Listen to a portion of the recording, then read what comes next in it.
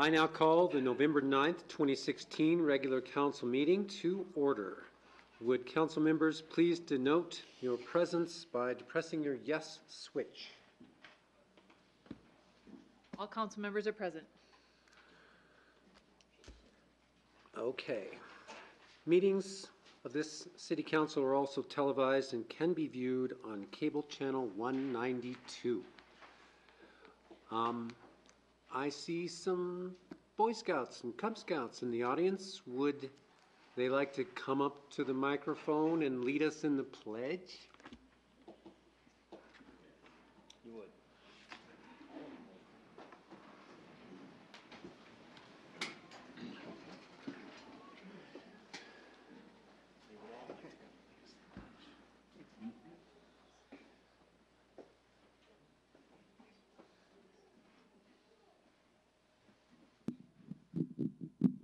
Go ahead. I pledge allegiance to the flag of the United States of America and to the republic for which it stands, one nation, under God, indivisible, with liberty and justice for all. Thank you. No. Because we got to do the minute first. The chair would entertain a motion to approve by minute action the minutes of the November 1st, 2016 regular council meeting as published in the Casper Star Tribune on November 9th, 2016. So moved. Second. Moved by Councilman Miller, seconded by Councilman Hopkins. Any corrections? Please cast your vote. And please record the vote. With all members voting aye, motion passes. Chair would entertain a motion to approve by minute action the November 15th bills and claims as audited by City Manager McDonald. Seconded. Moved by Councilman Humphrey, seconded by Miller. Councilman Miller. Any abstentions? Please cast your vote. And please record the vote. With all members voting aye, motion passes.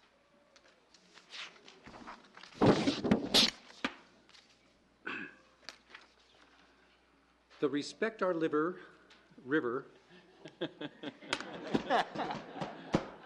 Okay. We do have some of our liquor dealers here tonight, so. Yeah. We are going to retrack and read slower. The Respect Our River life jacket loaner stations were installed in the spring of 2015 at 5 locations along the Platte River with the intent of providing citizens access to free loaner life jackets and a goal of maintaining a safer river environment for our residents and visitors. Since the life jacket loaner stations have been installed, there have been no drownings in this area.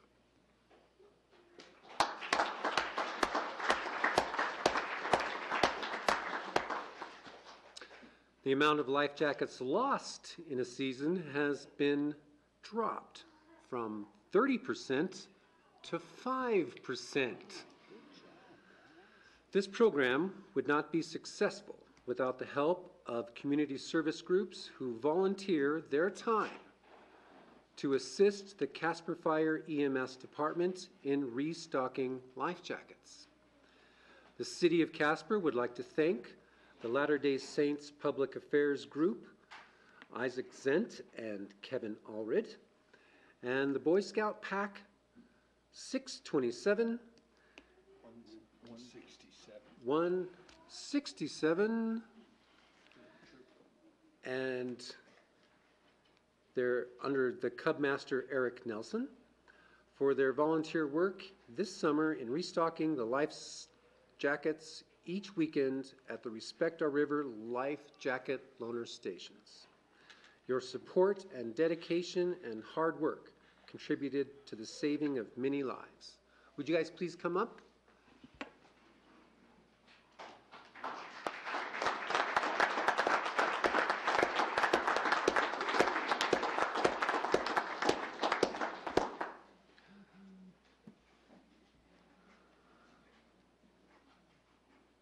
Okay, you guys, are you ready? This is the City of Casper thanking you for your very thoughtful help in keeping our rivers safe. Thank you very much.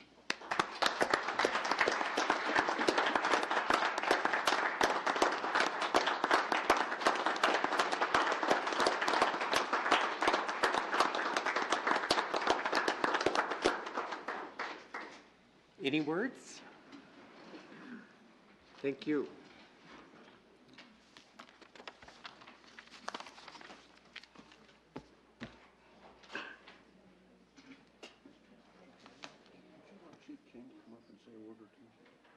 Let's invite the chief up. Okay. Just say a few words. Before he gets out of the room. Chief King, do you have any words for us? Couldn't go without service groups. Take a lot of life jackets. And if there's any service groups out there that would like to volunteer for next summer, we could use you. Thank you very much. Your Honor, if I may. Yeah. And Your Honor and members of council, a member of the public, we should also recognize the contribution Chief King made to this project. He really got the whole thing started and pulled together a group in the community that basically took this whole project on and made those life jackets available and recruited community groups. And Chief King also deserves our thanks for this. Thank you. To his people.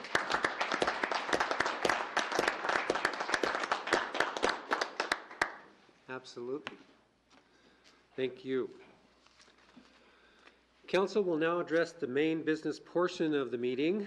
Council carries out business by three types of action: by ordinance, resolution, and minute action. Ordinances require 3 readings and votes, whereas the other items are passed by 1.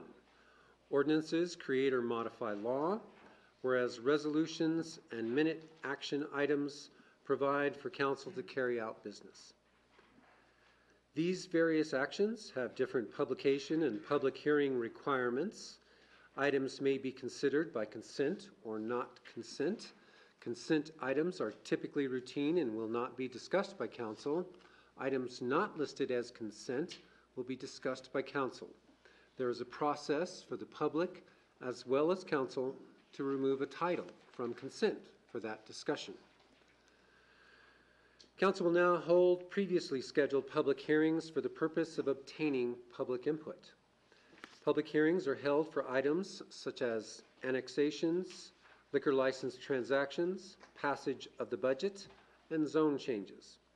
The city attorney will present applicable exhibits for the issue, and the city manager will give council a report. Members of the audience will then be asked to speak either in favor or against the issue. And then the council will discuss the issue and act upon it if necessary. I now declare the public hearing open for the consideration of the zone change at 2300 East 15th Street from R4 to C2. City Attorney Lubin, do you have any exhibits? I do, Your Honor. There are 2 exhibits for this item. Exhibit number 1 being correspondence from Liz Becker to V.H. McDonald. That document dated November 7th, 2016. And exhibit number 2, that being the affidavit of publication as published in the Casper Star Tribune dated October 31st, 2016. Thank you. City Manager McDonald, your report, please.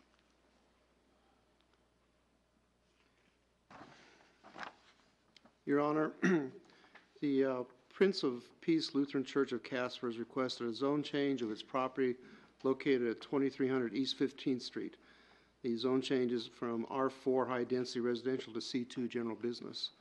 The property is located at the northeast corner of South Beverly and East 15th Street and is approximately 5 acres in size, and is surrounded by properties zoned R4 High Density Residential on all sides with the exception of several smaller properties zoned C1 Neighborhood Convenience and C2 General Business immediately to the north. The reason for the requested zone change of the property is that the church desires to utilize the more liberal signage provisions of the general business zoning. The church has expressed that the limitation of only 1 sign in conjunction with it being allowing only 100 square feet of signage is too restrictive for the property. Under C2, general business zoning, the allowable signage would be 600 square feet total on-site and can consist of multiple signs, both building mounted and freestanding.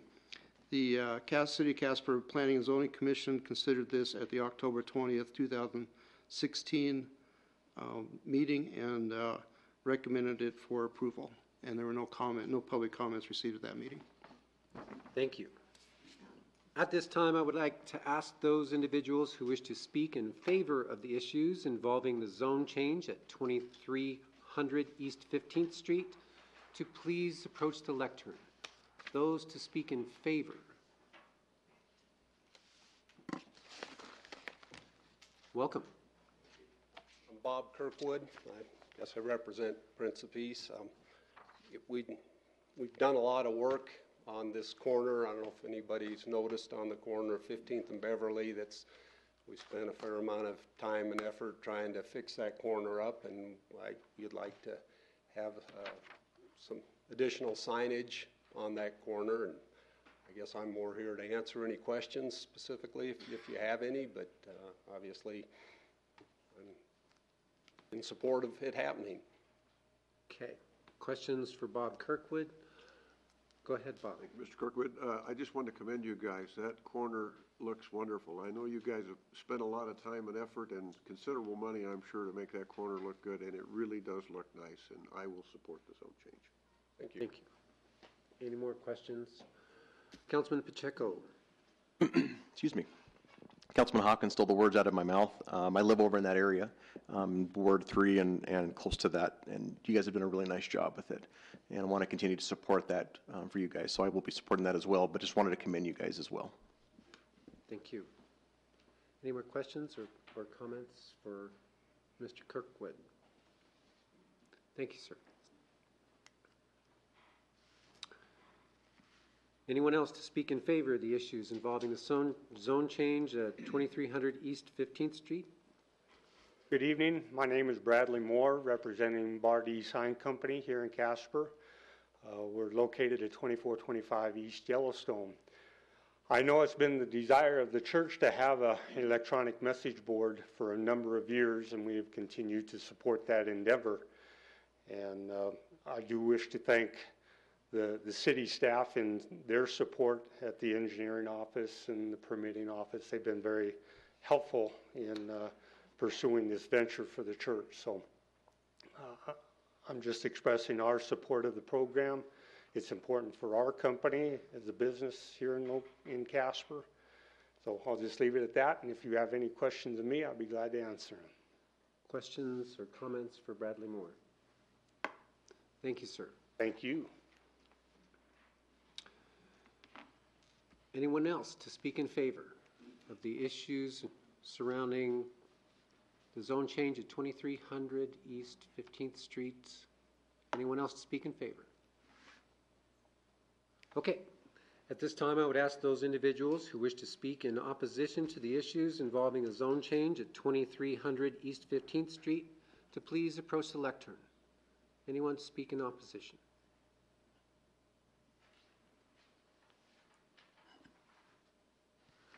There being no one else to speak, either in for or against the issues involving a zone change at 2300 East 15th Street, I now declare the public hearing closed. Please read the ordinance by title only. An ordinance approving a zone change of Lot 1 of Lots 1 through 10 of Eastward Heights 3 located at 2300 East 15th Street in the city of Casper, Wyoming. Chair would entertain a motion to approve on first reading the ordinance just read. So moved. Moved by Vice Mayor Cathy, seconded by Councilman Hopkins. Discussion. Councilman Hiley. Thank you, Mr. Mayor. I have a question perhaps to city staff, but generally speaking, how are other churches and places of worship zoned in this city? That's a good question I don't know the answer to. Craig Collins to the rescue.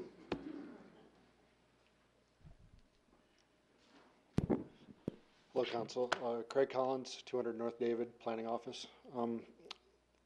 A few years ago, the council approved changes to the municipal code which allows and encourages churches in all zoning districts.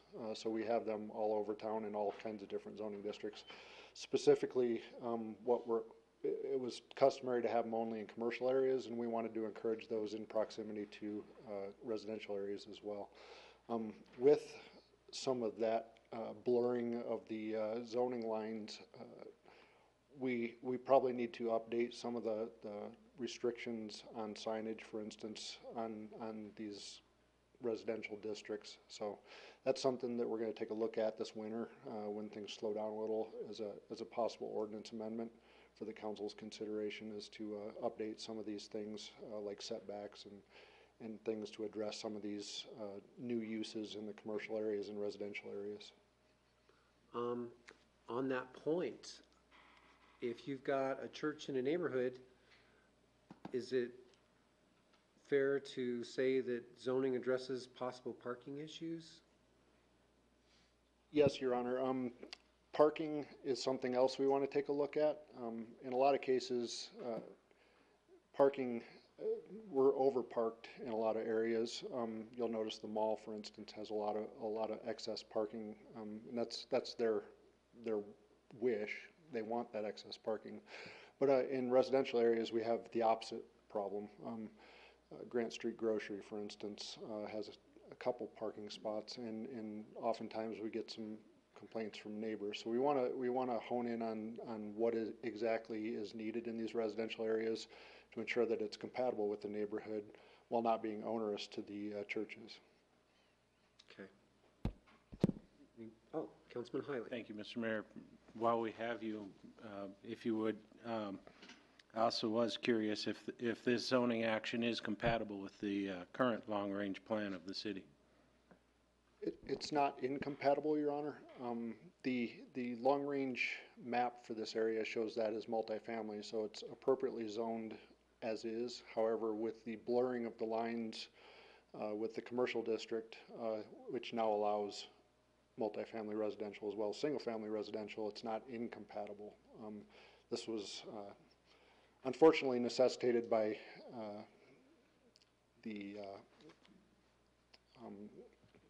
signage regulations. However, it would have been nice if the signage regulations would have allowed this without doing the zone change, but it's something that we want to support to support the church in that location. So it's difficult. We don't want to encourage these zone changes every time somebody needs excess signage. We want to change the sign code probably to accommodate these uses. Thank you, Mr. Mayor. Thank you. Any more questions for Craig Collins? Thank you, sir.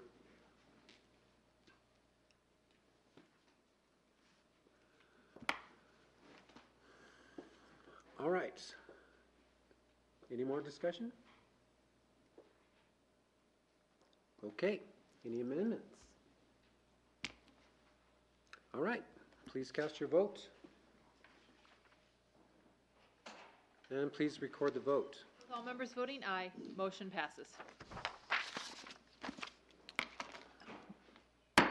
I now declare the public hearing open for the consideration of the zone change at 702 North Jefferson Street from R3 to C2. City Attorney Lubin, do you have any exhibits? I do, Your Honor. There are two exhibits for this matter. Exhibit number one being correspondence from Liz Becker to V.H. McDonald, dated November 7th, 2016. And exhibit number two, that document being the affidavit of publication as published in the Casper Star Tribune, the same being dated October 31st, 2016. City Manager McDonald, your report, please. Your Honor, Marilyn Davidson has applied for a zone change of the property located at 702 North Jefferson Street, and that zone change request is from R3, 1 to 4 unit residential, to C2 general business. The subject property, located at the northwest corner of North Jefferson and East F Streets, is approximately 7,700 square feet in size and is surrounded by property zoned R3, 1 to 4 unit residential to the north and east, and C2 general business to the west. The purpose of the requested zone change is to convert the property to a boat sales and service business. The 2000 Casper Area Comprehensive Land Plan identifies this area to be appropriately zoned as general commercial. The proposed use of the property for sales and service would be a permitted use under C2, general business zoning. However, storage is not allowed. Prior to the conversion of the property to a sales and service business, the applicant will be required to submit a site plan to the city for review and approval. And this item also was in front of the Casper Planning and Zoning Commission on October 20th, and the commission recommends approval, and there are no public comments on this item at that meeting. Thank you. At this time, I would ask those individuals who wish to speak in favor of the issues involving the zone change at 702 North Jefferson Street to please approach the lectern. Speak in favor of the zone changes at 702 North Jefferson Street.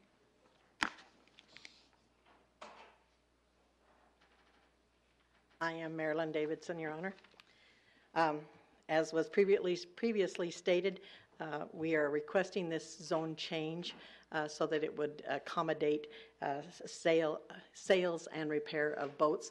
We've been working in conjunction with the management of Alcova Resort, and this will be an in-town outlet of that business that will be available for help and sales and things throughout the year.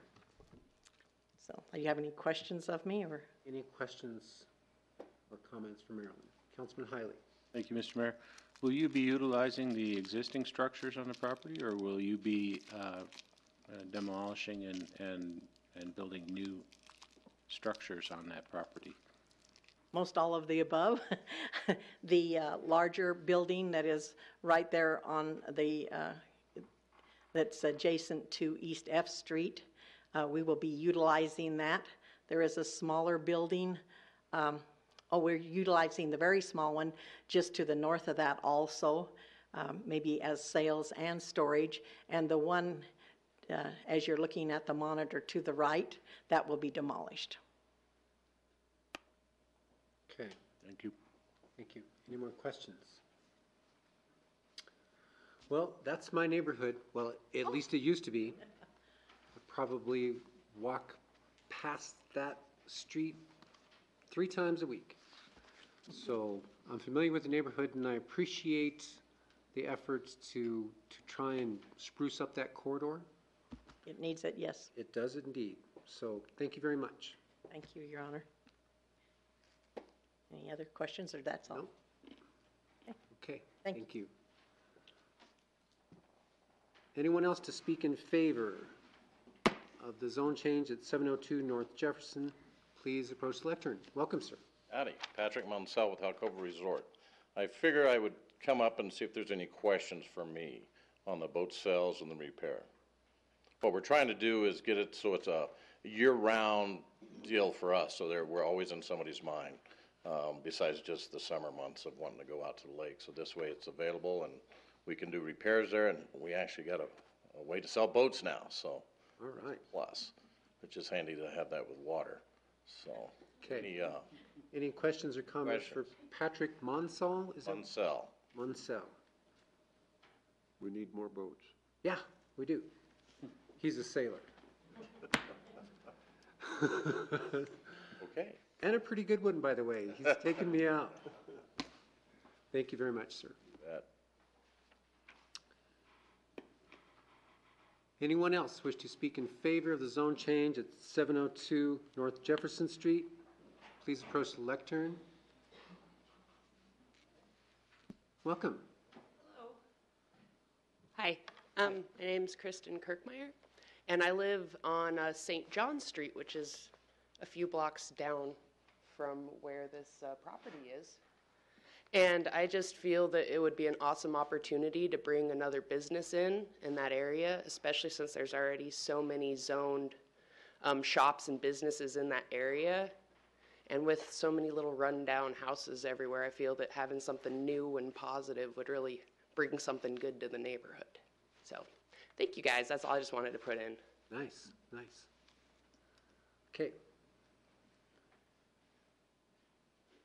Anyone else to speak in favor of the issue surrounding the zone change at 702 North Jefferson. Please approach the lectern.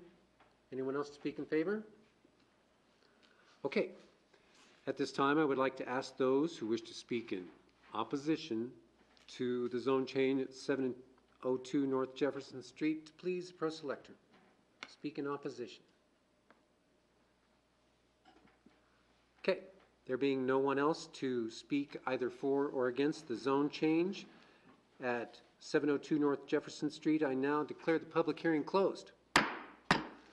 Chair, would please read the ordinance by title only. An ordinance approving a zone change of North Casper Addition, Block 22, lots 199 through 200, and tract adjacent to Lot 200, located at 702 North Jefferson Street in the city of Casper, Wyoming.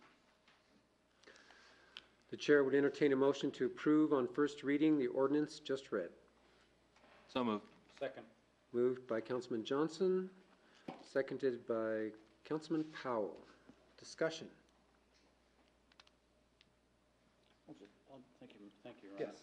I just think we should always note when people are making investments in our community during these troubled times. And every time someone steps up to finance a project and upgrade a piece of Casper that is in need of upgrading, it's just one more piece of encouragement that is helpful during these difficult times. Thank you. Anyone else? Well, because I'm such an excellent politician, I generally don't do a lot of interjection with personal stuff, but I did appeal to this council in 2006 for a zone change in North Casper so that I could buy my choza. Choza is Spanish for shack, and I was accommodated.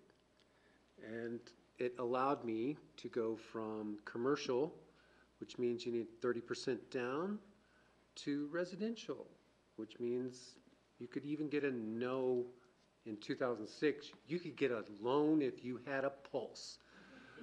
But it allowed me to get a much more reasonable mortgage for that little shack. Anyway, any more discussion? Any more amendments? Please cast your vote. And please record the vote. All members voting aye, motion passes.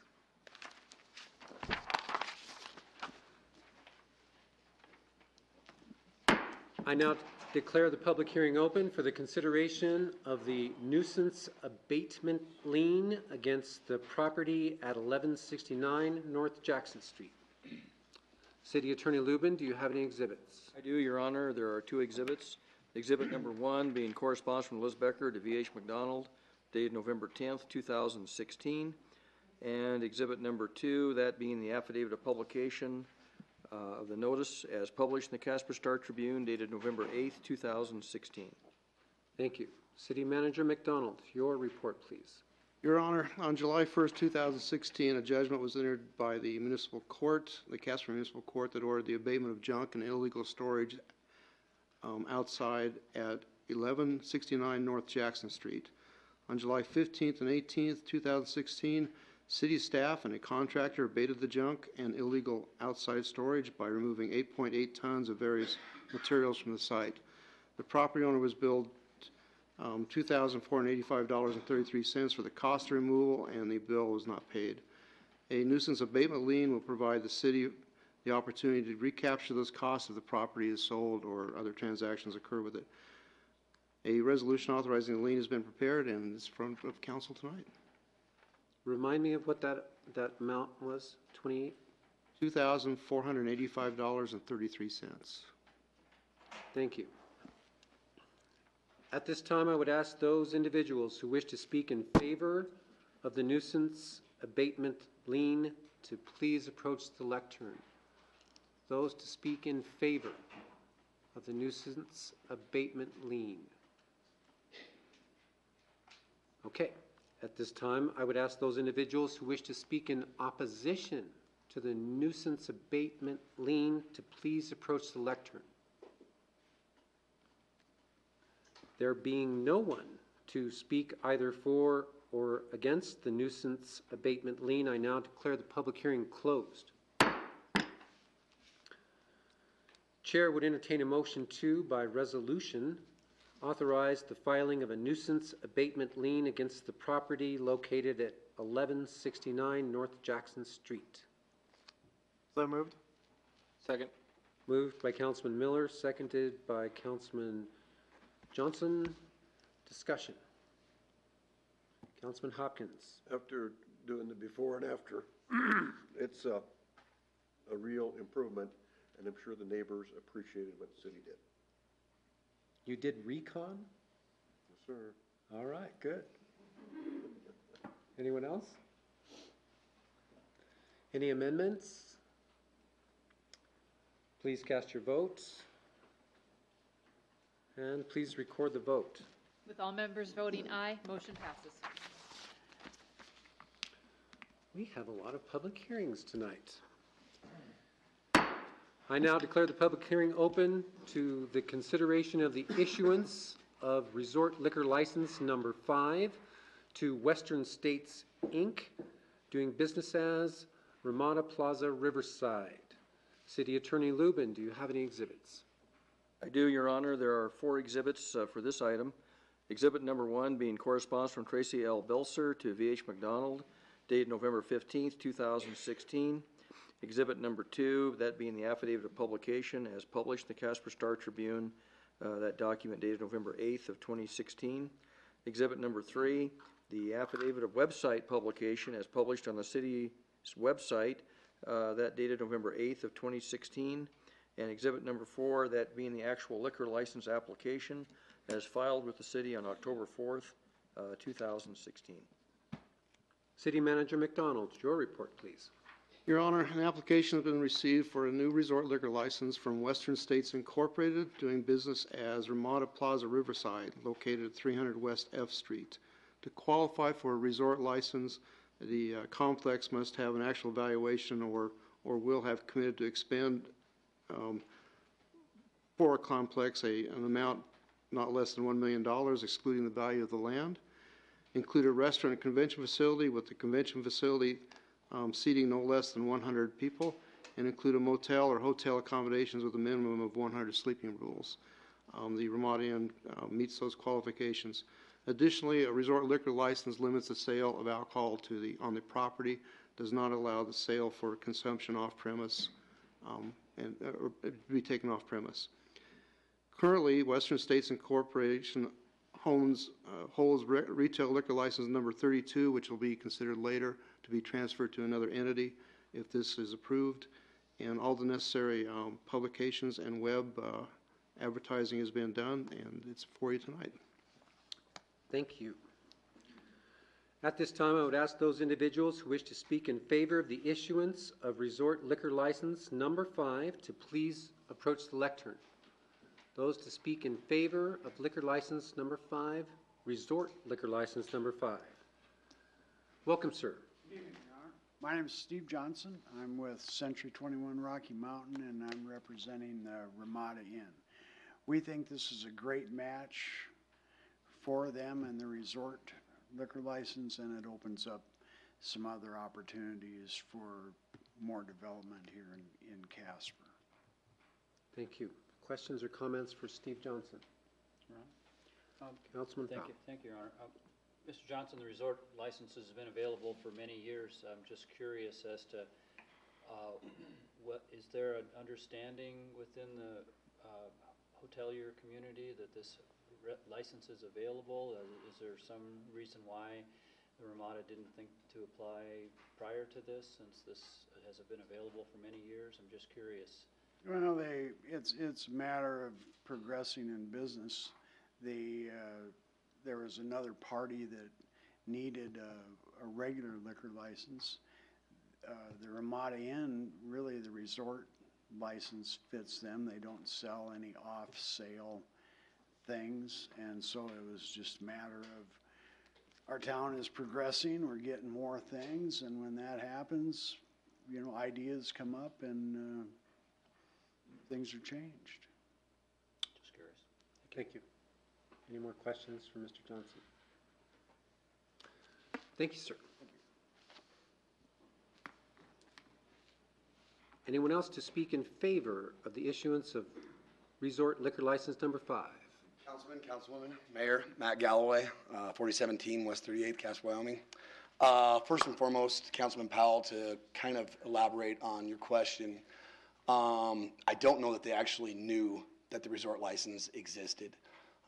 We did some digging in the past few months on our end of things and actually alerted them to the availability of said license. With that said, the resort license is actually, why it is a better fit is because it avails a resort to serve in more than 2 areas. As the law states now, under a normal liquor license, you're actually only allowed to service in 2 areas. A resort license is operable for these hotels because it allows them to have multiple functions going on at one time and also keep their bar open as well. So with that said, that kind of is a, like we said, to reiterate, a better fit for them. And of course, I'm speaking selfishly, because as you know, I'll probably be speaking here in the near future. But I hope that helped clarify a little bit on that. Any questions with regards to the semantics of that, or? And with a resort license, you can take your drink, your cocktail, go outside without being in contravention of the law as long as you're on the footprint of that Yes, sir. Also, resort. Very well said. Cool. Thank you. Thank you. Anyone else to speak in favor of the issuance of resort liquor license number 5? Please approach the lectern. Okay, we're switching it up. Anyone who wishes to speak in opposition to the issuance of resort liquor license number 5, please approach the lectern to speak in opposition. There being no one else to speak either for or against the issuance of retail liquor license number 5, I now declare the public hearing closed. The chair would entertain a motion to, by minute action, authorize the issuance of resort liquor license number 5. So moved. Second. Who was the, oh, sorry, Ray. Moved by Councilman Pacheco. Who was the second over here? Seconded by Vice Mayor Kathy. Discussion.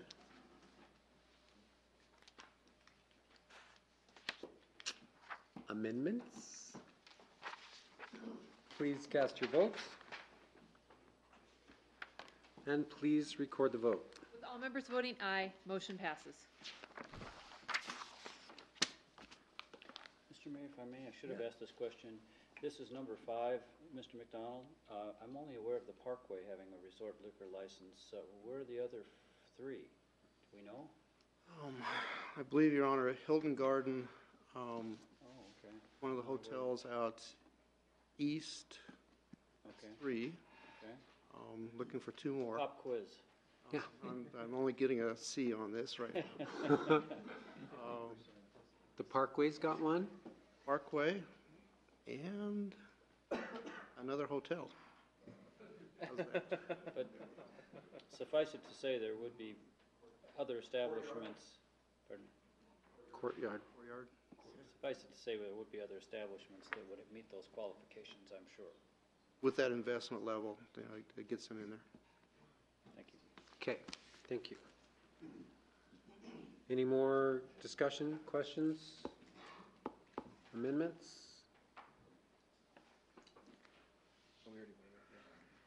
Shall we move ahead? Sorry, Okay. it's out of order. Let's cast our votes. We already did. Oh. Well, then, you really knocked us off our I did, track. I'm sorry. Okay, well.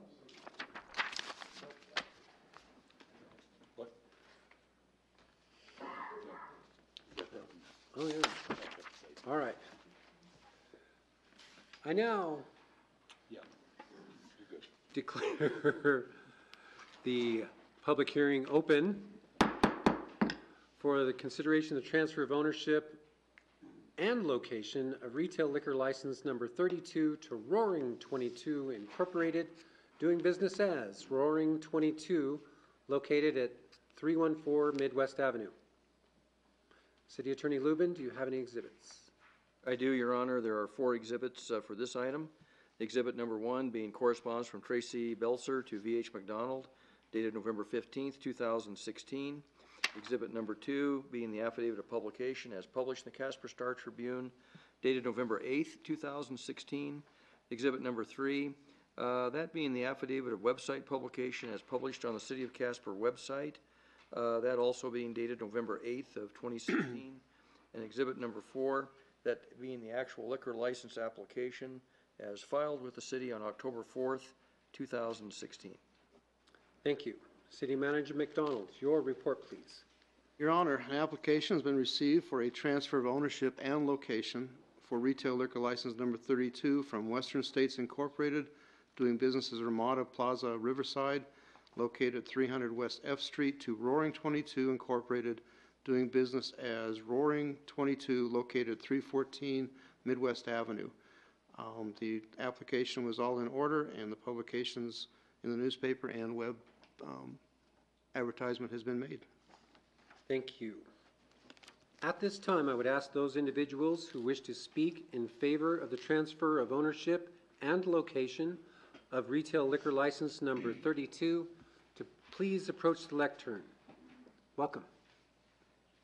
Mr. Mayor, lady and gentlemen of the council, my name is Richie Bratton, 1551 Three Crowns Boulevard, and I'm excited and very appreciative for the opportunity to again stand before you tonight in hopes of making our vision a reality. As many of you know, my partners and I came to you several months ago in an effort to persuade you in awarding us a newly issued retail liquor license to the City of Casper. Though our proposal was unsuccessful that evening, many of you encouraged us to not give up and supported our effort to procure the necessary liquor license to get our project off the ground. We took a few days and a few pints, but we decided to heed your advice and get to work on our plan to move forward. Though many details of our project we presented that night will remain the same, we have made some exciting new changes which we hope to roll out in the coming months.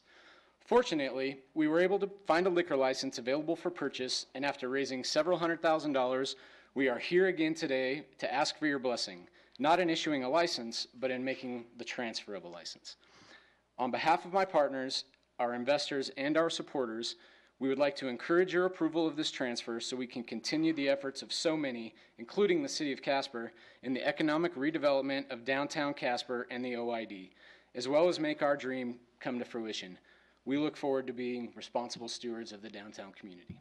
I would also like to entertain any questions that the council may have. Questions or comments for Richie Bratton? Thank you, sir.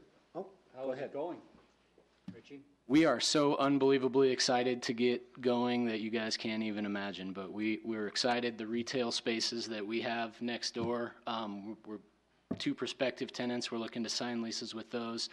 As you know, we have a full mixed-use building, and all of our tenants in the upstairs residences are sticking around, so we're very encouraged by everything we're seeing in the downtown with the plaza, and we look forward to piggybacking on those efforts and riding the wave. Follow up on this? Yes. Assuming people vote with me yes on this, do you have an anticipated open date? We will be open before the Eclipse Fest next year, for sure. Our anticipated open date is fall, summer of next year. We don't want to open too early, but we're very aware of needing to be open for an exciting summer event next year. So, thank you. Thank you very much. Any more questions? Thank you, Mr. Bratton. Anyone else to speak in favor of the transfer of ownership and location of retail liquor license number 32? Anyone else to speak in favor?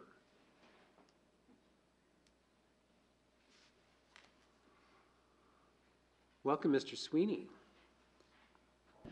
Good evening, Pat Sweeney, 951 North Kimball. I would just also like to echo what Mr. Bratton said, and to me, this is free market at its best, and our capital system at its best. And I too would encourage you, as to the back to the question on the resort, I know for the Parkway, we really tried to hang on to the retail license as long as we could so that we could do off-premise catering. I think that's the case with the Ram. Coda currently, I don't believe they're interested in selling their full retail license because current ordinance doesn't permit that with a resort license. So, but I think it's a great fit for the Ramada Plaza. I can't remember, I think Renee Penton-Jones and Karen East were actually at the Ramada Plaza probably 10, 12 years ago when the last time that they may have catered off premise. So the current ownership, just that's not the direction they have with the property. You know, involved with this project on the other side are some of the best and bigger operators along with the development team and investment team. So I think you've got with this particular group the best of both worlds. So the only thing I would ask of council is to move forward.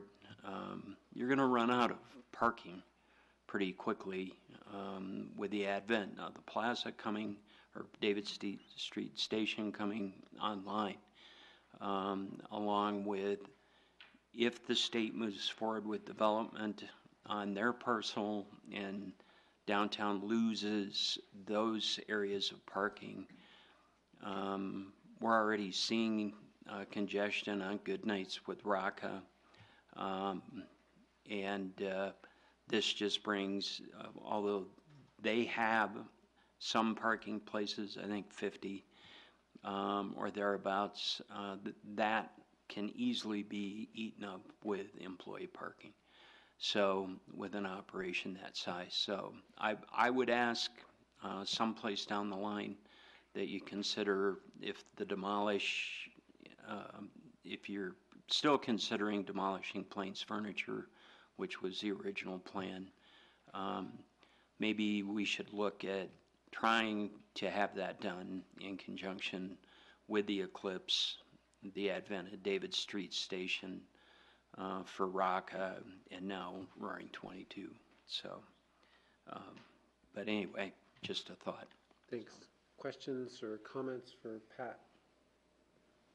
Mr. Sweeney. Are you sure no more questions or comments? Because this man knows the liquor laws. I didn't realize that you could not have off-premise catering with a resort liquor license. Didn't know that. In Casper. In Casper. Thank you, sir. Anyone else who wishes to speak in favor of the transfer of ownership of location and retail liquor license number 32? Please approach the lectern. Anyone else to speak in favor? Okay, we're switching it up. At this time, I would ask those individuals who wish to speak in opposition to the transfer of ownership and location of retail liquor license number 32 to please approach the lectern. Speaking in opposition. There being no others to speak either for or against the transfer of ownership and location of retail liquor license number 32, I now declare the public hearing closed. The chair would entertain a motion to, by minute action, authorize the transfer of ownership and location of retail liquor license number 32. So moved. Seconded. Moved by Councilman Hopkins, seconded by Councilman Miller. Discussion. Councilman Hopkins, and then Councilman Powell. Thank you, Mr. Mayor. Just like to welcome you guys to the OYD and to Ward 1. We're seeing some major changes in the OYD that have occurred in the last few years in a project that started some 15 years ago. I just wanted to make sure that you know you're welcome, and we're looking forward to your business opening. Councilman Powell. Thank you. A question for Mr. Lubin. That is an ordinance restriction on our resort licenses. That is not state law, that you cannot use that license to sell off premises. It's definitely in our ordinance. I'd have to go back and review the state statutes. I don't recall right off the top of my head. You could let us know at some point. They're all different restrictions on each license, so. Thank you. Thank you. I have a follow-up comment. Yes. If I may, Your Honor. So I would also, I'd like to echo my remarks to the folks that are investing on F Street or East Street, and recognize that these folks are stepping up at a time when it's very difficult. I don't know if Mr. Galloway recalls, but when the Keg and Cork opened, we had a conversation about it, and I said, when are you going to open up downtown? And you looked at me like, you got to be kidding me. We just got this one done. So, but here we are. So this is a great thing for Casper, and another shot in the arm that we badly need. But I can't help but note that the amount of money that you needed to invest in this project was significantly increased by the fact that you had to go out and purchase a license on the open market, which I'm sure added considerably to your expense, and makes it very difficult for people to start a new business when you have that additional expense. And that's a concern that many of us up here share. But welcome, and thank you for your efforts. Thank you. Councilman Miller? Hiley was first. Okay, Councilman Hiley. Thank you, both.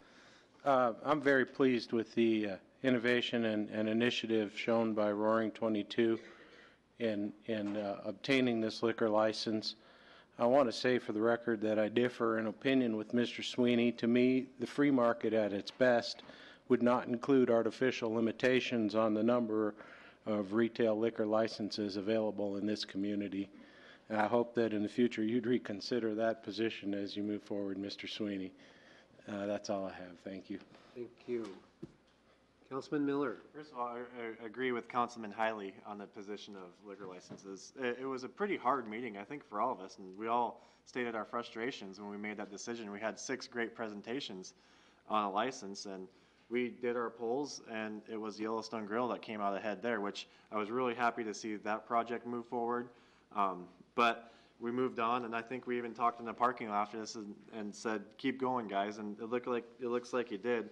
And then when I saw this coming up, I said, I know they're going to do it. And mirroring what everyone else here is saying, you have a group up here that's supporting you, and more projects like this downtown and in the OID is a good thing. And I'm excited to go check out what you guys are going to do there. So good work. Thanks. Any more discussion? Any more or any amendments? Please cast your vote.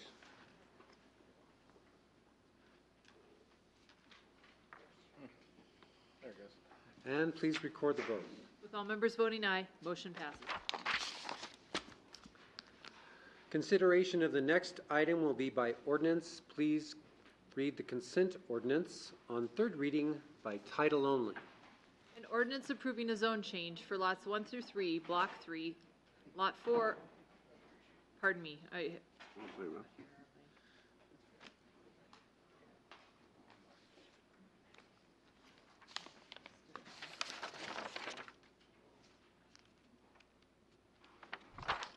lots 1 through 3, Block 3, Lot 1, Block 4, and Lot 1, Block 2, Harmony Hills Addition Number 3, Harmony Hills Addition Number 2, Phase 2, in the city of Casper, Wyoming. Is that the one in Yesness Court? Which one are we? Yes. Okay. Harmony Hills Addition Number 2. Thank you. Chair would entertain a motion to approve on third reading the consent ordinance just read. So moved. Second. Moved by Councilman Powell, seconded by Councilman Humphrey by a split second. Please cast your vote. And please record the vote. All members voting aye, motion passes. Consideration of the next item will be by ordinance. Please read the consent ordinance on second reading by title only. An ordinance approving a council-initiated zone change of multiple properties located in the Old Yellowstone District and South Poplar Street corridor. Chair would entertain a motion to approve on second reading the consent ordinance just read. So moved. Second. Moved by Vice Mayor Cathy, seconded by Councilman Hopkins. Please cast your vote. And please record the vote. With all members voting aye, motion passes. Council will now consider consent resolutions. Please read the consent resolutions by title only. Item 9A1, a resolution approving the site plan agreement for 200 South David Street, lots 1 through 5 and lots 40 through 44, Block 1 in the city of Casper for the construction of a downtown public plaza. Item 9A2, a resolution authorizing an underground right-of-way easement with Pacific Core doing business as Rocky Mountain Power for installation of underground electrical service for the David Street Station project. Item 9A3, a resolution authorizing the mayor to sign a petition for the vacation of a portion of an alley located south of West Yellowstone Highway between lots 39 through 44 and lots 1 through 3, Block 1 in the city of Casper as property owner of approximately 3.25 acres. Item 9A4, a resolution authorizing an agreement with SWI LLC for the Solid Waste Gate Improvements Project. Item 9A5, a resolution authorizing an agreement with Hult Construction, Inc. for the Solid Waste Facility 2016 Storage Buildings Construction Project. Item 9A6, a resolution for the termination of the sublease agreement between the Amoco Reuse Agreement Joint Powers Board and the City of Casper, Wyoming. Item 9A7, a resolution authorizing the mayor to sign a letter of support for the town of Bar Nuns Business Ready Community Grant application to the Wyoming Business Council for the interchange at Interstate 25 and West Winds Boulevard. The chair would entertain a motion to adopt the consent resolutions just read. So moved. Second. Moved by Councilman Miller, seconded by Councilman Powell. Any abstentions or nay votes? Please cast your vote. Please record the votes. With all members voting aye, motion passes.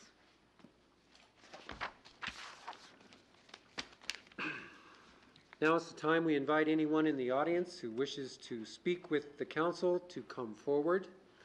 As stated on the first page of the agenda, we ask the following. Please state your name and address. Council will not respond to personnel matters. These will be referred to the city manager. Questions posed by speakers may or may not be responded to by council members. And presentations will be limited to 5 minutes or less per person. So, anyone wish to address council, please stand and be heard.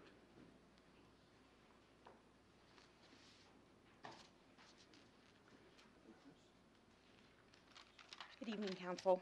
My name is Terry Stringham. My address is 4280 Dartford Court here in Casper. And I just wanted to come down here tonight to, I guess, perhaps enlighten you guys about the Parkway and their liquor license. I owned a liquor license in Sweetwater County, Wyoming. It's my understanding that while you have a liquor license and you don't pay your sales tax, things like that, your liquor license is frozen. And at that point, I believe it is against the law to go out and buy liquor at other retail shops, bring it into your bar, and then sell it. I know that this went on at the Parkway for over a month and a half during the pool tournament of 2016. I worked at the Parkway Plaza I worked years ago when Mr. Sweeney owned it. This new group of people that own it, they really don't care about the city of Casper, number one. They don't care about the businesses in Casper. They certainly do not care about their employees, and they're having their employees do illegal things, in my opinion, which is go out and purchase liquor at other retail shops, bring it into their facility, and sell it. So I just wanted you guys to know that this has been going on, and it's been going on since Crew took over. We all were asked who were able to sign checks knowing that there was no funding in the bank. I did payroll there. I cannot tell you the nightmare that happened there. I was passing out paychecks that I knew would not clear the bank, telling these people, your checks are not going to clear. The check cashing place just right behind the Parkway or on the side of it wouldn't cash them. Walmart wouldn't cash them. The bank got to where they wouldn't cash them. So I just wanted council to be aware of the issues are real over there. So I just wanted the council to be aware of that. Questions or comments for Terry Strand? Thank you. Your Honor. Okay. I just wanted to state that that's the reason that I have been voting no on every part of this MOU with the Parkway.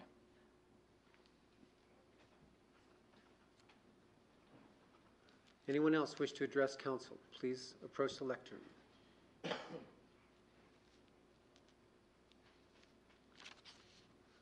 Welcome, Mr. Rolland. East Rolland, 542 South Durban. I have a few comments about the election and also future spending by the city of Casper. Last Tuesday, the voters have spoken, and they voted 3 of you off the council. And I think that has partially to do with the fact that over the last couple of years, you've spent a lot of money on projects that many of the citizens disagreed with, including the plaza downtown, the money for the lodge or the ski resort, the money that's going to be spent on certain construction projects over the Parkway Plaza. In regard to the ski resort, I kept hearing from many members of the council, well, we have the money, we have the money. What do you mean we have the money? It is not we, it is the people's money. And the people expected you to be very prudent and have a fiduciary responsibility of spending it properly. They strongly disagreed where you spent it. They may agree that a ski resort lodge needed to be built, but it's the people who used it who should have paid for it. Increase the use rate, the daily rate of the seasonal pass rates, so it would cover the addition of the new lodge. The taxpayers did not want to pay for this. They don't want to pay for the money that's going to be spent for the plaza downtown. They don't want to be subsidizing the Parkway Plaza. You spend on all these capital projects. And that is why I strongly urged everybody I knew to vote everybody off this council that was up for re-election. And many people listened. They didn't know what was going on and how much money that was being spent. I said over the last few months, please watch your expenditures and forget about projects, capital projects, and save the money for operating things, for paying for police. If we have to raise police salaries to get additional police officers, we're talking about we have a shortage, well, maybe we have to raise their salaries to get them into the city. We have a shortage, as I understand, of those. The people want police protection. Frequently, when I ask people who are in public office or running for public office, I always ask them, who established our Constitution? I get all kinds of answers. Oh, James Madison, the Continental Congress. Oh, I don't know, I can't remember. But it was actually written in very bold letters. We, the people, ordained and established the Constitution. The people established it. It is the people's money that you guys spend, and you guys spend it unwisely. They booted you out of office for that reason. Hopefully the remaining members, there's 5 of you remaining, one of you is leaving for personal reasons, the other 5, I hope remember going forward that you spend your money wisely. And if there's capital projects to be spent, there needs to be a lot more public input on those capital projects that should be financed by the people who use it. Even if they're going to be in the one with the plaza downtown, fine. Then have a special regional tax on those businesses downtown who will be benefiting who are across the street. Not by having all the taxpayers who live way out of the city way parts of the city limits, pay for those projects. Do not subsidize the Parkway Plaza with all the construction you're doing over there. They don't like that. You're basically subsidizing this project, which will hurt somebody else, other businesses on the other side of town. You have to think. You must cut down your expenditures going forward. And remember, it is the people's money that you guys wasted, and the people spoke last Tuesday, and they booted you out of office.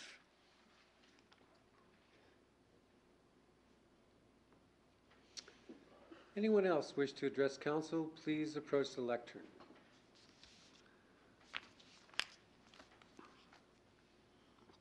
Welcome, Mr. Giles. Woody Giles, 290 East Magnolia. I wasn't going to speak tonight, but I don't live in the city, as you all know. The event center loses money, and likewise the fire department, the police department, the schools, the ice arena, and all the other things. But they all benefit me. I don't ski, but Hogadon benefits me financially. My property where I live is actually worth more because we have an event center, we have schools, we have police, we have the Hogadon. So I take a different approach that all these things, some people call them amenities and some of them call them necessities, fire departments and police and that sort of thing. And so I just want to let you know that anybody that owns a house benefits. If you rent, you're probably at a disadvantage. But and I'm also concerned about the election. As I've been coming here for 4 years, and you kind of know my agenda, increasing and diversifying the economy. And with 4 new council members now, I have to break in a new council, and that kind of disturbs me somewhat. So, I mean, we're going to have a guy come up from Philadelphia and make a presentation. I was hoping it would be you guys, but I don't know if we can squeeze him in between now and January, but he's coming, just don't know when. So anyway, I'm really kind of disappointed the way things went, but also on the larger scales, you know, but oh well. Any questions? Comment. These are my notes from talking to Mr. Boswell in Harrisburg. And Mr. Giles. could you mention whether it was positive or negative? It was positive. See, I'm not a liar.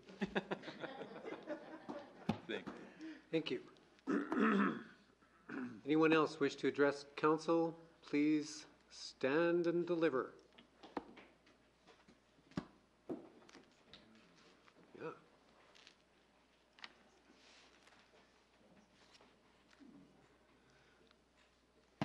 Welcome. Mayor and Council, Mary Ann DiVittorio, 222 West B, Casper, Wyoming. I just wanted to thank Scott and Wayne and Dan and Steve for continuing your service. It's very important, and what happens between now and January may make a difference. So keep it up. And Bob and Charlie, Ray, look forward to working with you too, supporting you, I should say, not working with you. I work behind the scenes. Anyway, it's good to have you all here, and I wish you the best, Kenyon, and our attorney and manager. I think we're on the right road, and I think it's going to get better.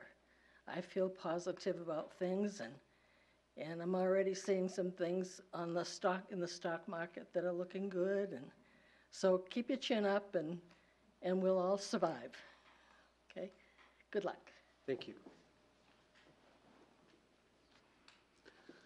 Anyone else to approach council, please approach the lectern. Welcome, Mr. Riddick. Good evening. My name is Russ Reddick, 2703 Kitty Hawk, Casper, Wyoming. Council members, Mayor, I come to talk to you about the Parkway Plaza. As a former employee of the Parkway Plaza, I can tell you it was not a fun place to work. And seeing that we're looking in improving the infrastructure on their grounds, I would like to tell you that it's not a good idea. I do not support that as a taxpayer and a citizen of Casper. I do not support it. The story of bounce checks is true. In fact, I was issued a check 8 days ago. I finally got one that cleared today. That's 20 days from my last paycheck. It makes it hard to make a living whenever your paychecks bounce on a regular basis. I went down to the police department and tried to file theft of service charges. They said that they couldn't do that because we couldn't prove that they're doing it on purpose. Well, if you have a habitual history of it, they owned the property for about 6 months, and then this began. And it's been going on all summer long. They'll ask you after you issued a check, oh, can you just wait to cash that for maybe a week or so because we just don't have any money in the bank. And that's not the way it works. If you do a job, when you get that paycheck, you should be able to take it to the bank and cash it. I don't have a big paycheck like some of these guys do. I live from check to check, and I need my checks to cash. And I did hard work for them. And I'm having a hard time getting hard money out of them.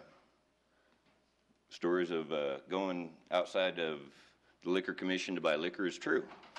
I was told that if I didn't go purchase 10 cases of beer for the bagger ball, that they would find somebody who would, which means it's my job if I don't go break the law for them. They gave me a corporate credit card, sent me out. They said, take your own vehicle and try and go to like 2 or 3 different places. They know they're doing wrong. You know what? 15 cases of beer for Fremont Motors Company Christmas party. 30 bottles of champagne for the drag queen bingo. They're doing this on purpose, and it's against the law. And they're forcing their employees to do it under threat of fire. If you don't do what they want, they will fire you and find somebody who will. They've created an extremely hostile work environment. I ended up quitting. They cut my hours down to 3 days a week when I am their chief of security. I had 2 other officers that they kept their full-time jobs. Once I left, they talked another fella into quitting, and so they could cut their security back, which is their choice. I don't care. The way they ran me out of there was wrong and hostile.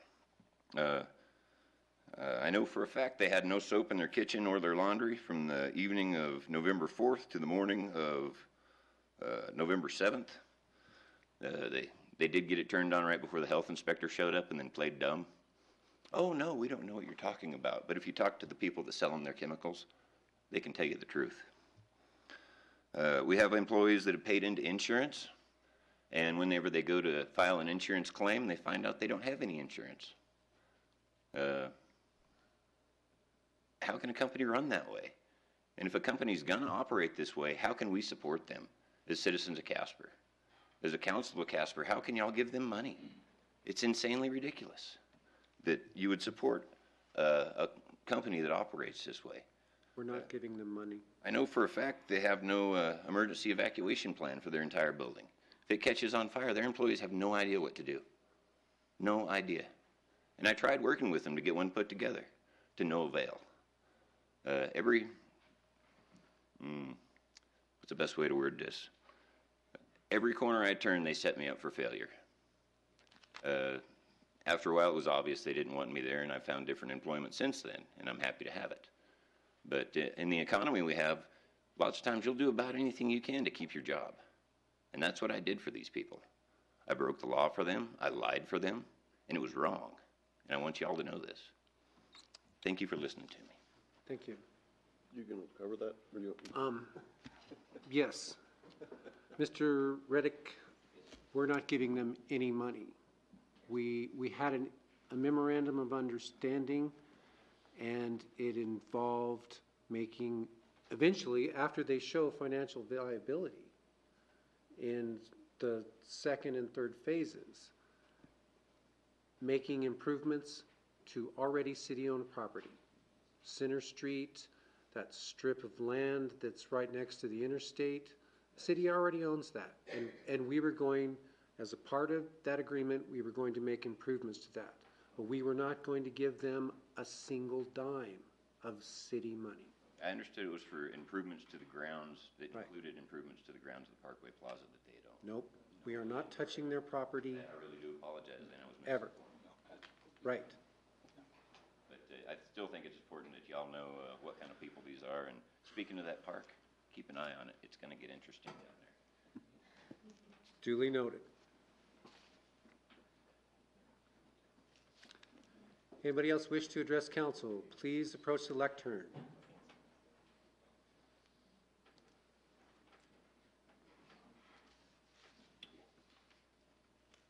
Name is Steve Dobby, D-O-B-B-Y. Most people get that wrong. You'll be relieved to know I'm not here to talk about elections or liquor licenses, so I'm going to take a deep breath. I guess I have become the self-appointed neighborhood representative. I live on 451 West 18th. That's located between College Drive and Poplar Street. And the reason I'm here is the neighbors and myself feel it is very important that we get a speed bump or a flashing light or something on this street. With that said, I would hope you would grant me the privilege of maybe taking over the 5 minutes, because I have letters from my neighbors, and they wanted to be here, but as one neighbor said, she said, maybe we should wait to go to the city council when we have 6 to 8 people that can go. But in the last 2 weeks, we've had 2 separate incidents where children have about been hit on the street.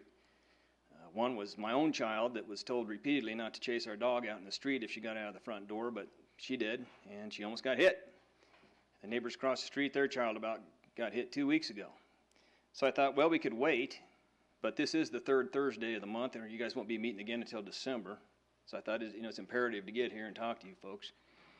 As far as my thoughts, I've been a resident on this street for over 20 years. 2 of my own vehicles have been hit in the last 3 years on this street that were parked on the side of the road.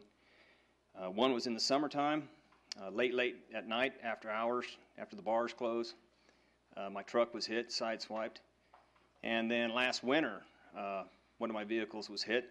The neighbor does have that on a video. We were unable to catch the person, reported it to the police, showed them the video, but they were unable to catch the individual. One of the big problems is this is not a street that's maintained during the winter. It's not plowed.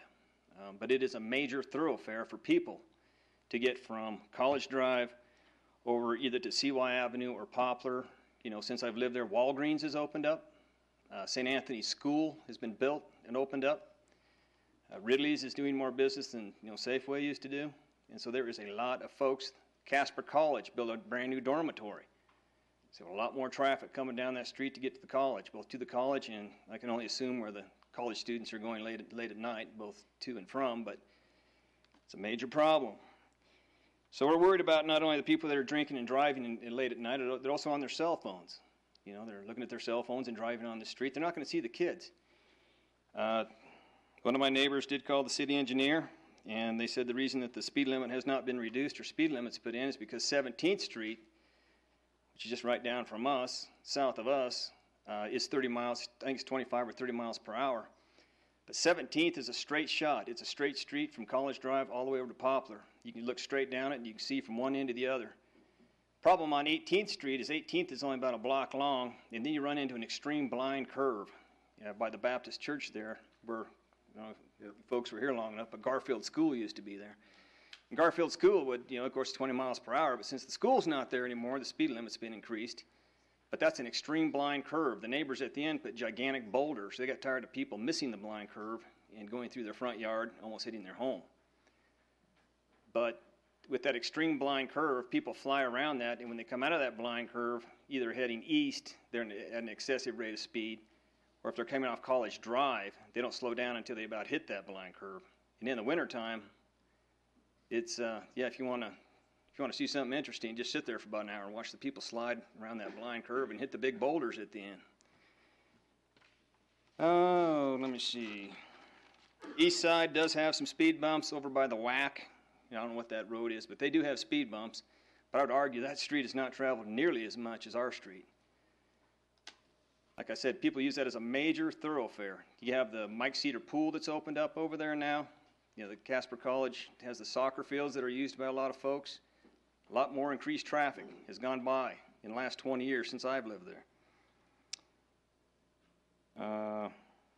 Understand the city budget's tight, but I can't imagine it would cost that much money to put a speed bump in there with a flashing yellow light that says, please reduce speed 20 miles an hour. I was over on Donegal when I watched my daughter's basketball game over at Centennial.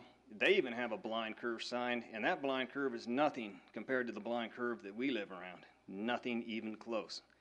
Donegal even has a big blind curve sign with yellow reflector tape all over it. We have nothing, not even a speed limit sign. You cannot put police out there enough hours of the day to maintain the speed limits on this street. That's why I would argue strongly for speed bumps. You'd have to have somebody out there 24 hours a day. It's not going to happen. And when the bars are getting close to shut down, or they are shut down, traffic between 1 and 3 o'clock at night increases as well. That's when my truck was hit. It was late at night, 3:30 at night. It got sideswiped a couple years ago. So if you will, I have a couple letters here. Would you guys like these after I'm done reading them for your review? How about if you just submit them to us, and this council just makes a general statement of this is a reasonable request and we're going to look into it. So the letters, you can put them into the record if you want, but it's not necessary because you convinced us already. Yeah, well, I have letters from 3 separate neighbors. More neighbors would have come. My child was about hit on Thursday. Could have waited to, I guess, round up more people. But this is the letters that I could collect from the neighbors. The other neighbors that said they would write letters didn't get them in, but I'm sure they're busy. But I thought that time was of the essence. Yeah. What is the speed limit on 18th now? We were told it was 18 or 30 miles per hour, but it's not posted. Now, Mr. Dalby, the tree streets run perpendicular to 18th Street. Many of them are 20 mile an hour posted, right? I haven't called the city manager, but they said those are posted. I've heard that 17th is 30 miles an hour. But if I can just read this one letter from my neighbor, he said, he's pretty cognizant of what's going on. He said, there are a lot of people that live between College Drive and 18th. There's a blind S-curve that turns into 19th Street. It has become a major cutoff for most people that want to take this neighborhood. The above-mentioned street has no posted speed limit signs and is much wider than 17th Street, and is not much wider than 17th Street, which is posted 25 miles per hour on each end between College Drive and Poplar. And I don't know if that's true or not, because I didn't go check it before I came here, but he's claiming that it's posted 25 miles per hour. My neighbor that called the city manager claimed that it's 30 miles per hour on our street, which makes even less sense to me because 17th is a straight shot. We have a blind curve, so why would it be 5 miles per hour greater? Well, one reason I'm here is I'm trying to divert a tragedy before it happens and put you guys, I'm not trying to be negative or condescending, but I'm trying to put you guys on notice too. Someone is going to die on that street. It's going to be a child. When I first moved there weren't very many children living in that neighborhood, but the neighborhood has turned over, and my neighbors across the street have 4 children. They have family that comes and visits. There's times when they have 12 kids playing in their yard. Balls roll out in the street. That's a lot of children. To be even anywhere close to a street that gets that much traffic at those high rates of speed. One of my neighbors in here says that she's seen cars in excess of 45, 50 miles per hour. And I know that's true. Okay. Well, you cannot get enough police to monitor this problem. And I hear you, and I'm going to do this right in front of you. VH, we need to expedite traffic calming on 18th Street. Can it be done? If I may, Your Honor, I think this question has come up, but not with 18th Street, Mr. Dobby, but with the other streets in terms of the variable speed limits. And I'm not familiar with that area, but it's my understanding that some are posted 20 miles an hour and some are 30. And maybe we could just get some data from our city planning staff on where are these speed limits. Speed bumps are something that can be considered, but highly controversial. So, if I can just add one other thing. If you cross Poplar Street, another thing that makes this 18th and 19th Street much different from the tree streets is if you take 17th Street, it dead ends on Poplar. You have to take a right or a left. Well, if you go down 18th and get onto 19th, it cuts across Poplar, goes straight into the where Ridley's and St. Anthony's School is. They take a right there, and they're right on to CY Avenue. Right. And you can't do that from any other tree street but ours. You can cut straight across Poplar, make a little jog, and you're right on to CY Avenue, right there where what's the church there? The Catholic Church. Our Lady of Fatima. Right, Lady of Fatima? Yep. Right. And if anyone would just stand on 17th Street and take a count and then go up on our street, you'll find out the traffic's probably tenfold. Okay. In the wintertime, it's not maintained, so it's not only traveled a lot, but it's an ice rink out there. It's an absolute ice rink. Okay. Who would like to... Oops. Thank you for your time. Thank you. for coming. Anyone else wish to address council? Please approach the lectern.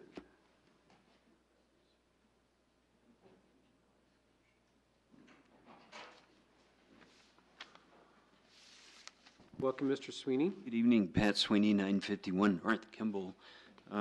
First, thank you for on the consent agenda on the letter of support for bar none. And as you well know, the interchange is very much needed, but bar none also has to come up. I think their share is $1 million. And they're in the process of raising that, and this will get one step closer, I think, over and above that to make it a reality. I also noticed the authorization on the termination of the sublease agreement or Amico reuse. My recollection, that's a total of some $5 million back to the city. And I think I didn't realize that the Parkway employees, which all of those folks, very proud of. A number of them are here that have not spoken. I can't speak to the issue for fear of getting sued, and but I would stress. I think I realize you've entered into a very strongly worded MOU, and that $5 million, I think you've got a preconceived notion of utilizing that $5 million for infrastructure and improvements around the Parkway, and have kind of in your own minds earmarked those funds in that direction.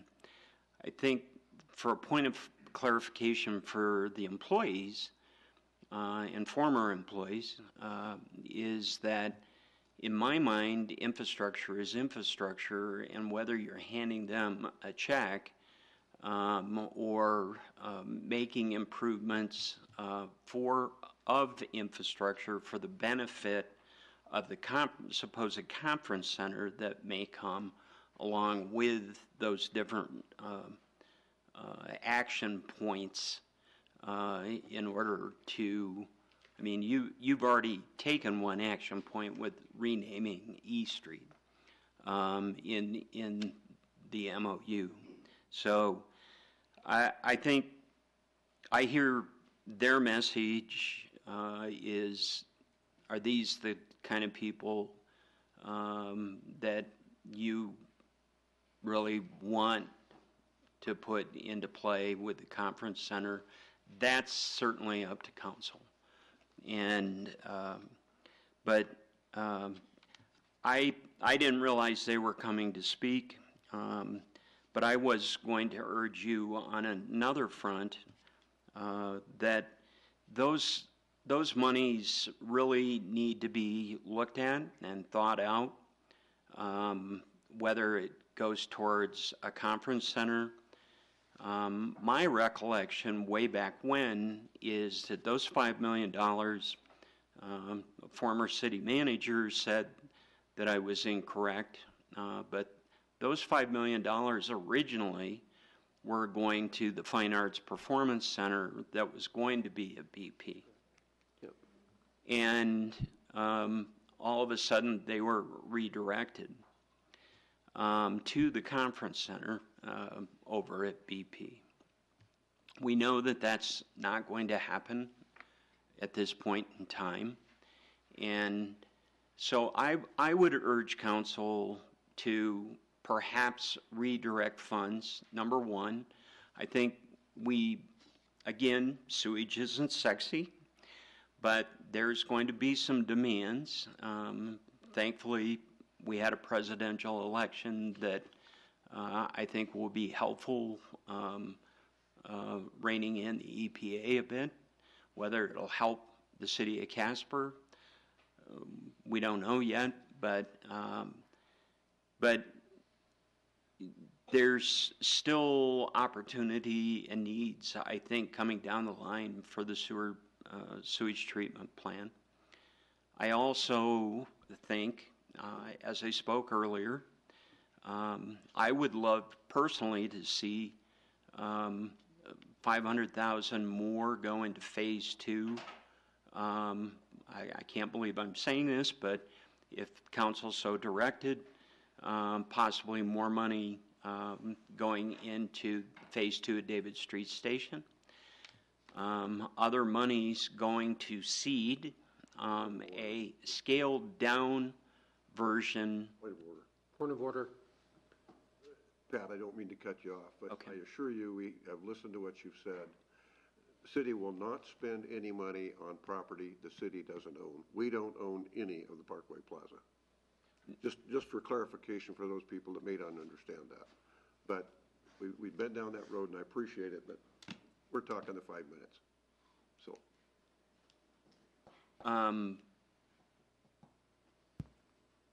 Back to your point, Councilman Mayor. That's, my point is 5 minutes up. Okay, all right, Sorry, Pat, but. okay. But you did make a point, didn't you, that that not a dime's going into private property, but that doesn't count infrastructure? No. Infrastructure is owned by whoever owns the property. If the sewer comes to the property line at your house, you own that sewer from the property line in. The city owns it from there to where it ties to the main. Okay. So. You might want to clarify your MOU. I think that's what it says. So, thank you, Councilman Johnson, for voting no. So. Anyone else wish to address council? Please approach the lectern.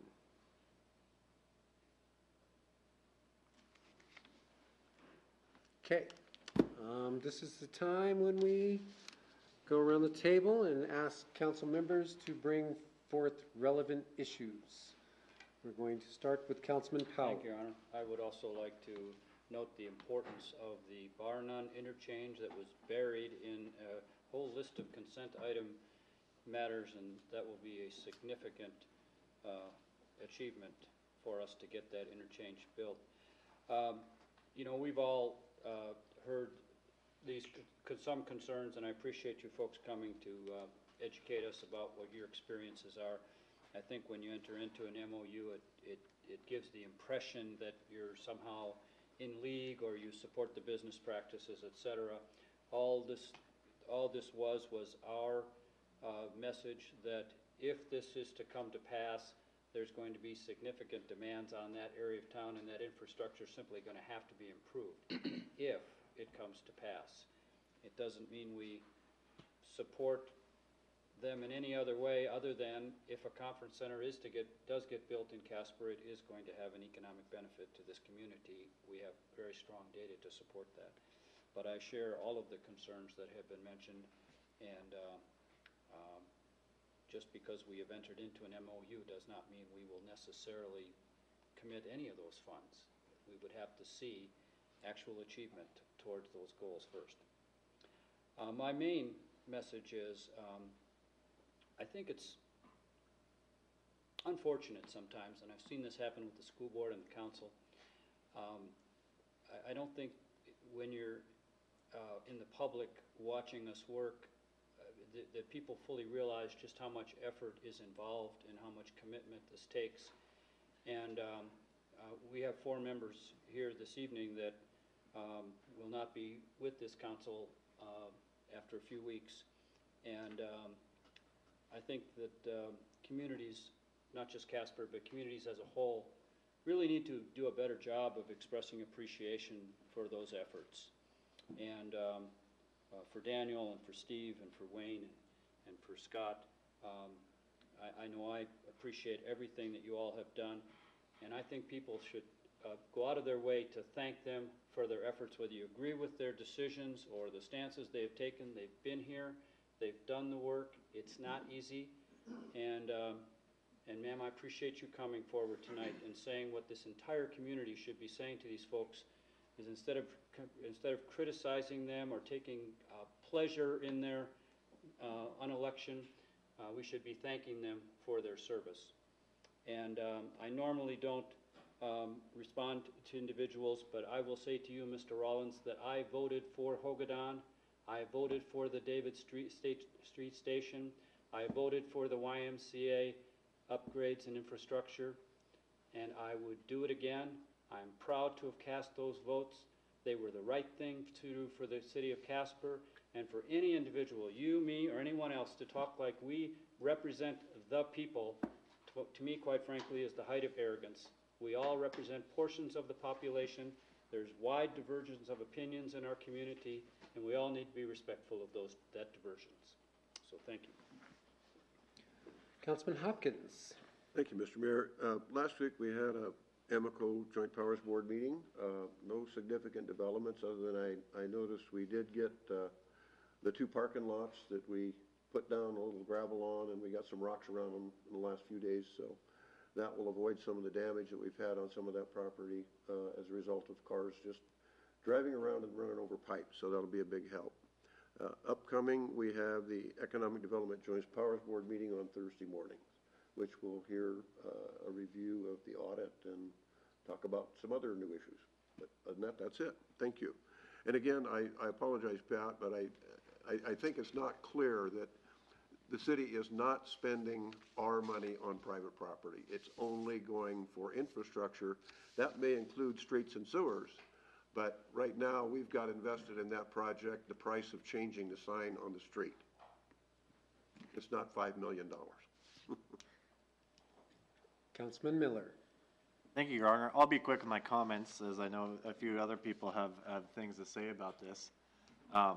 But over the past few weeks, I've had to make some big decisions, and unfortunately impacted how this council will move forward, and the inopportune time in which I had to make decisions.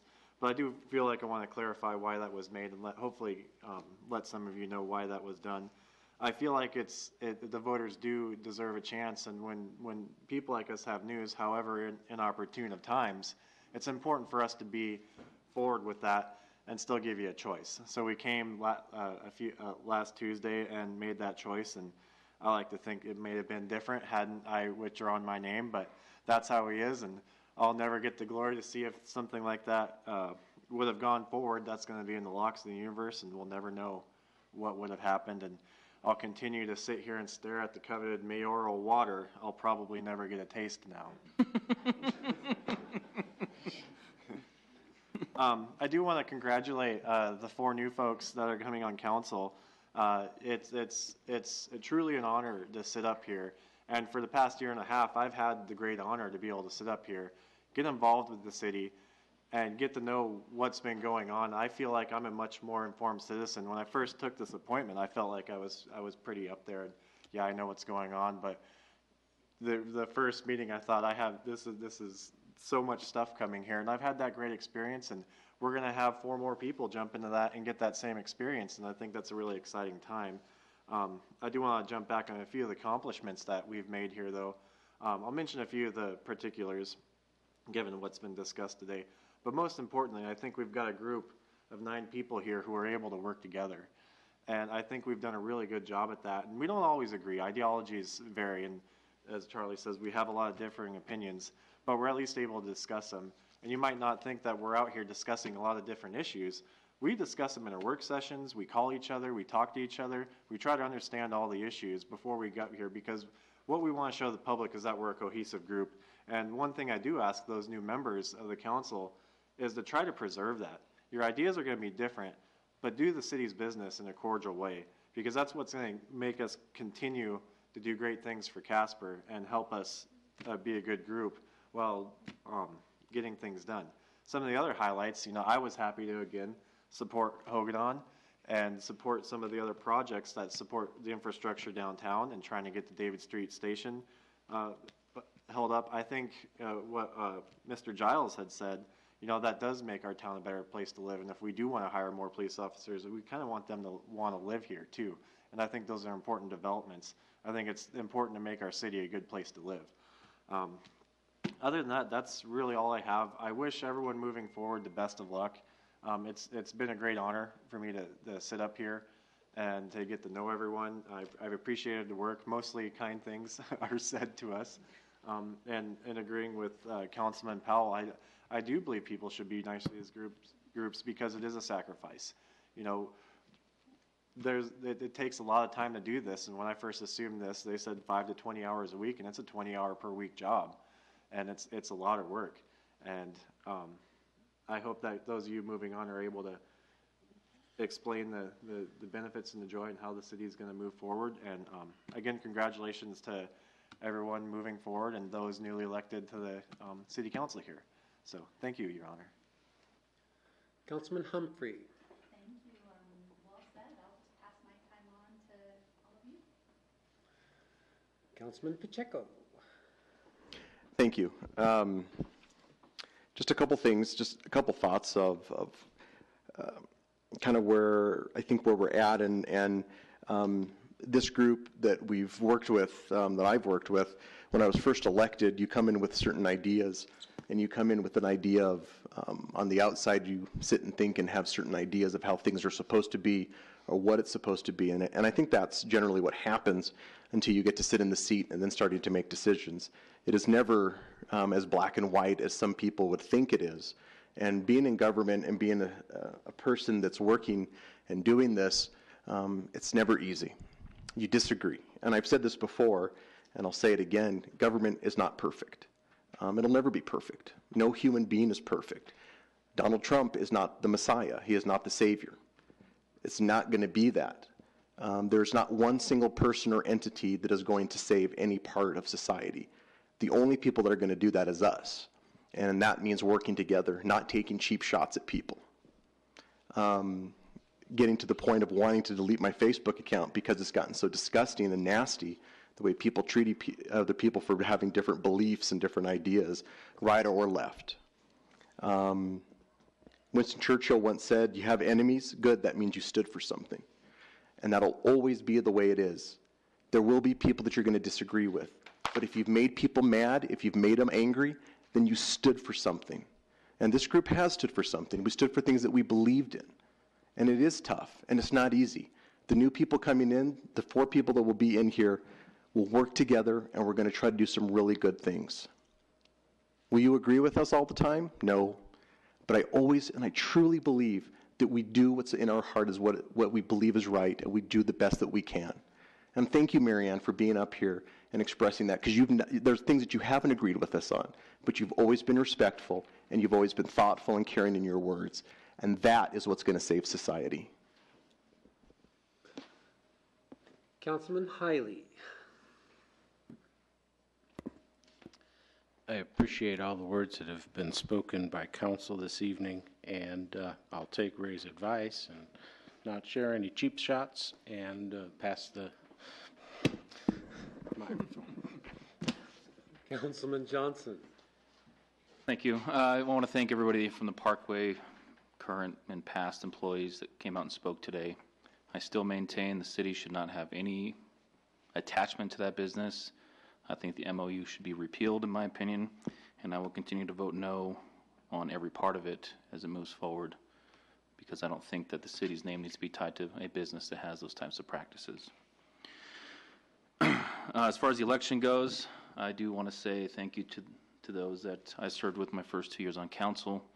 I learned a lot.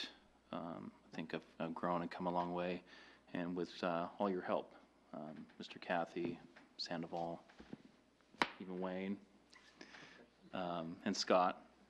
I want to thank you guys for your service, and I look forward to working with the new council members that are coming on board in January. So that's all I have. Vice Mayor Cathy. Before we get to the election, there was a water board meeting today, and we had a very quick update on some of the projects that were going forward. There's the back porch water tank that is project is online. The airport, new airport elevated water tank. Those projects have been submitted to DEQ. DEQ has reviewed, returned them back to the consultants. The consultants have responded to those, sent those back to the DEQ. So those 2 projects should be continuing and going out for bid probably within the next couple of months, which that's some pretty significant progress to get better water service for the airport area with the new water tank, to wind up with a backup for flushing our water system. The new generator, the backup generator project, will be starting right after Thanksgiving. That will give backup power to the water plant. So there have been a lot of good projects going on that are finally coming to fruition at the water plant. So I was glad to see those things happen. As far as the election, I am extremely pleased with the voter turnout. You remember that I chastised the voters for not getting out and voting on the smoking issue. Between Mr. Walsh and myself, the two of us had more votes cast in our ward than were cast in the entire city for the smoking ban issue. I wish that the turnout would have been as great and there was as much public interest in the other issues that affect this city as there was in this election. I do appreciate the voters getting out. I thank you for getting out. I think that was wonderful, the turnout that we had this year. Thank you very much. Thank you. All right. Because I've imposed a time limit, I have my comments on a card, and you will observe that they will be under 5 minutes. But before I start, and I know it's cheating because we haven't started the clock yet, but before I start, I would just like it noted for the record that Steve, Kathy, and I have been waterboarded every month for years. And to Keith Rowland, if you convince people not to vote for us because of our spending practices, then they weren't paying attention, because the era of the big capital projects has been over. We hired a city manager who can actually right this ship and turn it into the storm, which is maritime lingo for that's how you survive. And a lot of it you don't see. That hill next to the Nicolason Art Museum, we had a choice. We could spend $45,000 to recobble it or $5,000 to repave it. It was a no-brainer. We're not careless with taxpayer money. Sorry. That's a good narrative, but it's not true. Here's my public statement. First, we need to be clear that this council is bound by elections. So it is our duty not only to welcome, but to ease the transition of incoming elected officials.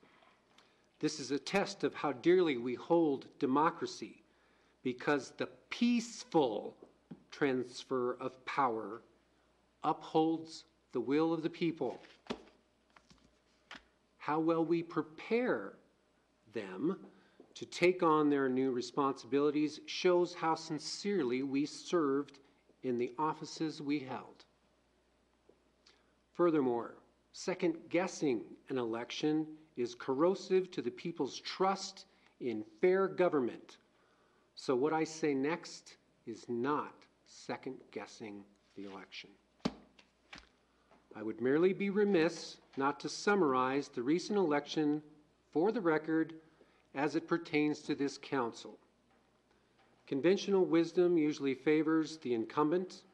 How well the incumbent is doing is public, and an incumbent doesn't need to go through the transition that I just mentioned. Because of these practical considerations, it once took a scandal or serious concerns about performance to unseat a politician. That's no longer the case. Nowadays, how an incumbent is doing his job might not even be a factor in who votes for whom.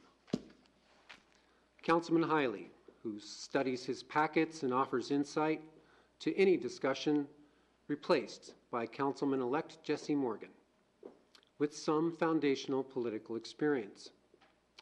Councilman Miller, whose decisions have exemplified an ethical public servant, replaced by Councilman-elect Todd Murphy, an unknown politically. Vice Mayor Kathy just spent a year learning the process of being a mayor, replaced by Councilman-elect Chris Walsh, again, with no experience in an elected office. This council is going to have to unearth a process not used since 1999 to accommodate the voters rejecting the vice mayor. How ungrateful is that? We had to go back to the 20th century to find our precedents in incivility. Wasting someone's time, in my opinion, is a sign of contempt, and it suggests that this year's election was, at least in part, a spiteful slap in the face to the voters' own local government.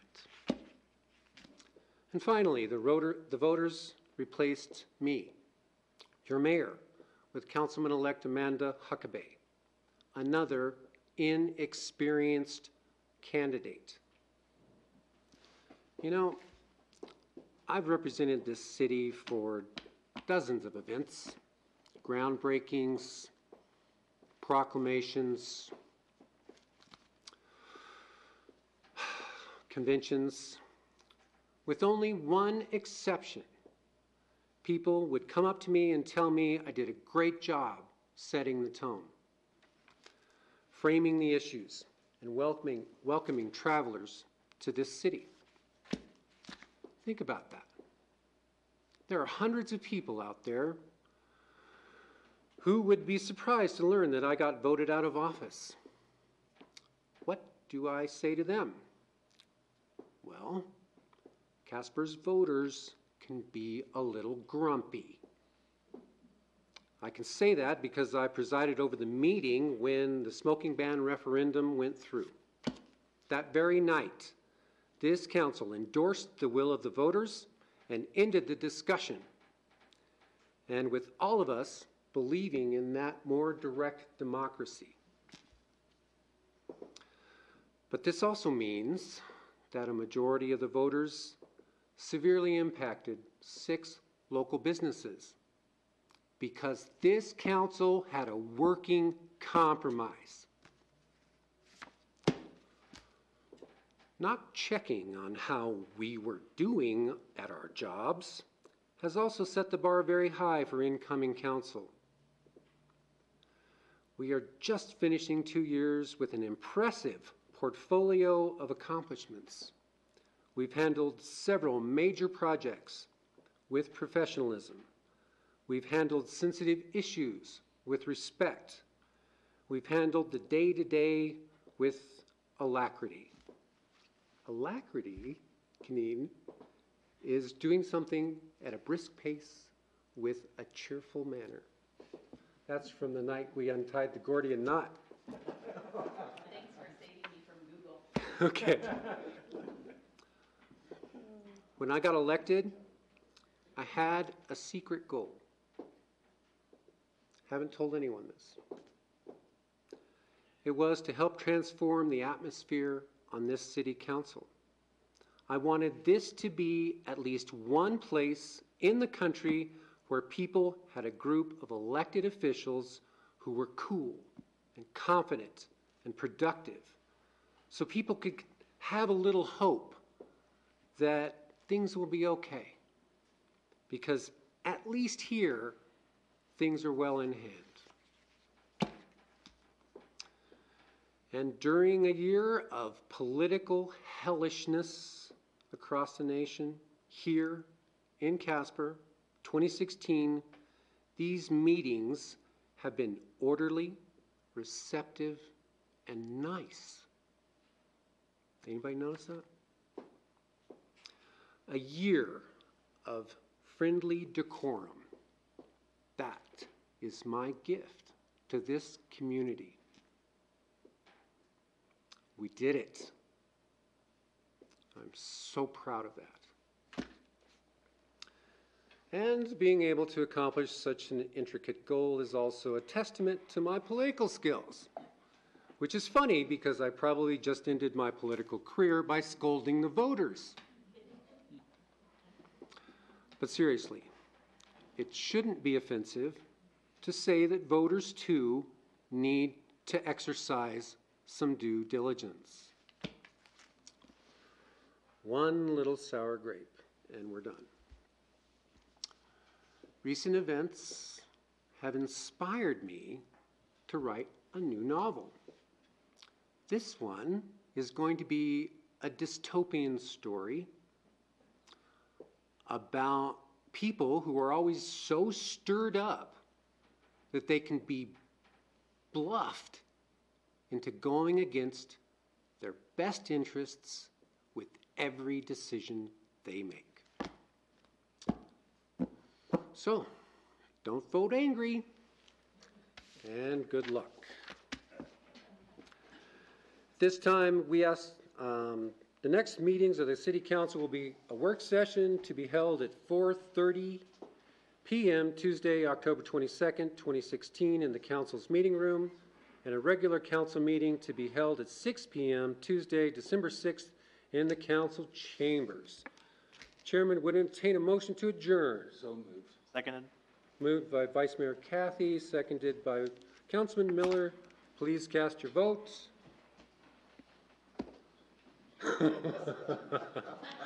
And please record the vote. Councilman Hiley voting nay.